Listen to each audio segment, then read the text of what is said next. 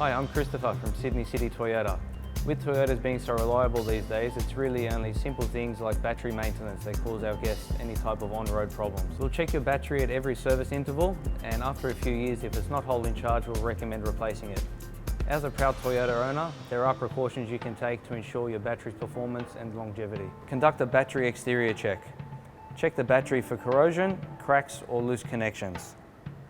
If the battery is corroded, wash it off with a solution of warm water, coat the terminals with grease to prevent further corrosion. If the terminal connections are loose, tighten their clamp nuts, but be careful not to over tighten. Also ensure the battery is secure in the cradle by shaking it. Most modern Toyota batteries are maintenance free, meaning the electrolyte levels do not need topping up.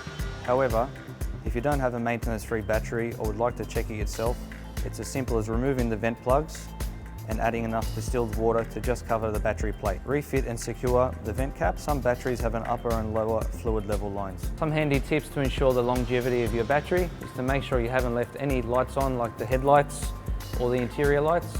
Make sure you haven't left any doors open or any accessories on while the vehicle is not in use. From time to time, your vehicle battery may require replacing. Battery function can be quite temperamental at times.